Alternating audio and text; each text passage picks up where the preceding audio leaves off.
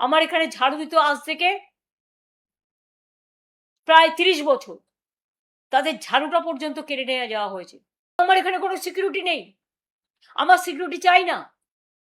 এমনকি দুটো কর্পোরেশনের আমাদের সহকর্মী বন্ধু যারা আমাদের দিনরাত খাটে, রাস্তা পরিষ্কার রাখে, জল পরিষ্কার রাখে, নর্দমা পরিষ্কার রাখে, আমার এখানে ঝাড়ু দিত আজ থেকে প্রায় 30 বছর, তাদের ঝাড়ুটা পর্যন্ত কেড়ে নিয়ে যাওয়া হয়েছে। অনেক অসম্মানিত করেছেন। আমি আপনাদের ঝাড়ু, ওটা আপনাদেরই যোগ্য, আপনাদের কাছে ফিরে গেছে। আমি আপনাদের ঝাড়ু নিয়ে পরিষ্কার, দরকার আমি নিজে পরিষ্কার করব। আমি বাগান পরিষ্কার করতে ভালোবাসি, আমি ঘরের কাজ করতে ভালোবাসি, কিন্তু মানুষের জানা দরকার কোন লেভেলে এরা গেছে। আমরা কেউ জানি না কত হাজার কেস হয়েছে মানুষের নামে, সব জেলে। বাংলাটাকে একটা কারাগারে পরিণত করে দিয়েছে। কোথায় গেল আমার সোনার বাংলা? কোথায় আমার মামাটি মানুষের বাংলা? কোথায় রবীন্দ্রনাথ ঠাকুরের বাংলা?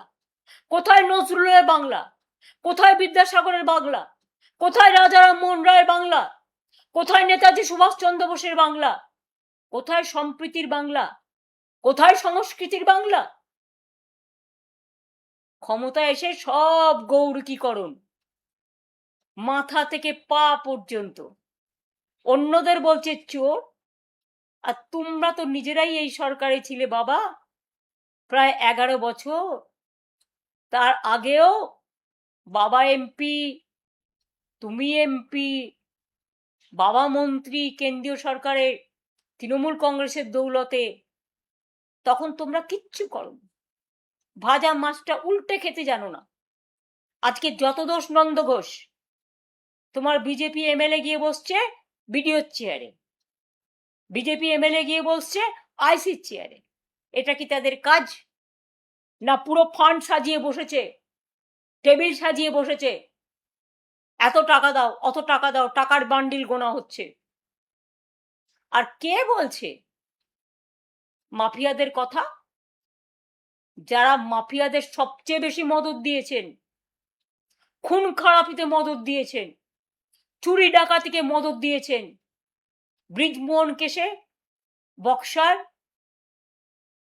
কুস্তিগির বিচার পায় না, 2.5 বছরের বাচ্চাকে আপনারা বিচার দেন না, প্রায় 21-22 জন মহিলা ধর্ষিতা হয়ে গেছে। হ্যাঁ, একজনেরও ঘটনা ঘটলে আমরা সবসময় অ্যাকশন নিয়েছি। এতজন মহিলা ধর্ষিত হয়ে যাওয়ার পরেও আপনারা কারো বাড়িতে যোগাযোগ করতে দিচ্ছেন না, পুলিশ দিয়ে থ্রেট করছেন যাতে কেউ আসতে না পারে। এইভাবে চলবে? ওবিসি থেকে শুরু করে, ঐক্যশ্রী থেকে শুরু করে, আমি কোনোদিন জীবনে মুখ্যমন্ত্রীর নামে যোজনা করিনি, কারণ আমি নিজের নামে আত্মপ্রচার কখনো বিশ্বাস করি না। মনে রাখবেন, আমাদেরই যোজনা পাল্টে গিয়ে নাম হলো মুখ্যমন্ত্রী যোজনা, প্রধানমন্ত্রী যোজনা। কেন দেশে আর কেউ নেই? স্টেডিয়ামও হবে ওদের নামে, সাংস্কৃতিক অনুষ্ঠানও হবে ওদের নামে। নেতাজি সুভাষচন্দ্র বোসকে সম্মান দিতে পারে না, আর অসম্মানিত যারা হন তাদের নিয়ে এসে মালা পরায়। তাদের কাছে যারা অসম্মানিত, একটু দেশের দিকে ফিরে তাকান। আগে ঘর সামলান, সম্প্রীতি সামলান। ভাগাভাগি করে দিচ্ছেন। নেতাজি সুভাষচন্দ্র বোস সম্প্রীতির প্রতীক ছিলেন, তাই তার রাইট হ্যান্ড ছিল শাহনওয়াজ খান। কখনো তিনি মনে করেননি আমার পাশে হিন্দু আছে, না মুসলমান আছে, না শিখ আছে, না ঈসাই আছে। একটা কথা মনে করে দিন, যান গিয়ে খোঁজ নিন আর্মিতে, প্রত্যেকটা আর্মি ক্যান্টনমেন্টে মন্দিরও থাকে, মসজিদও থাকে, গুরুদ্বারাও থাকে, গির্জাও থাকে। স্বাধীন মতো তারা তাদের প্রে করেন। আমি নিজে চোখে দেখেছি বলে বলছি। আজকে নতুন করে কি হয়েছে আমি জানি না, আমি 3 মাস আগেকার কথাও বলছি। আর্মিতে হিন্দুরা কাজ করে না, মুসলিমরা কাজ করে না, শিখরা কাজ করে না, ঈসাইরা কাজ করে না, নেপালিরা কাজ করে না, গোর্খারা কাজ করে না। সব ধর্ম বর্ণ নির্বিশেষে সবাই ঐক্যবদ্ধ হয়ে জয় হিন্দ বলে, বন্দে মাতরম বলে, দেশের একতা নিয়ে কথা বলে, দেশ ও মাতৃকাকে রক্ষা করে। আর আপনারা কোথা থেকে জুটলেন একটা পার্টি, যে পার্টিটা না আছে কোনো ভূত, না আছে কোনো ভবিষ্যৎ, শুধু অত্যাচার করতেই শিখেছেন আর মহিলাদের ঘৃণা করতে শিখেছেন আর ছাত্র যুবদের গালিগালাজ দিতে শিখেছেন। তাই আপনাদের ধিক্কার জানিয়ে সুভাষচন্দ্র বোসকে প্রণাম জানানোর জন্য বিবেক সম্পন্ন মানুষের কাছে আমার আবেদন করে থাকবে, এখনো কি আপনারা চুপ থাকবেন? সামটাইম সাইলেন্স ইজ গোল্ড,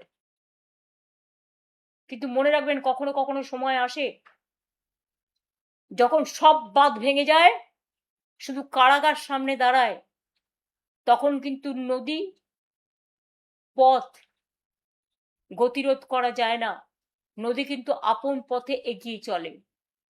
ভয় দেখিয়ে আর চমকে ভাবছেন সরকারি দলও আপনারা ঠিক করবেন, বিরোধী দলও আপনারা ঠিক করবেন, তার মানে কি বিরোধী বলে কিছু থাকবে না?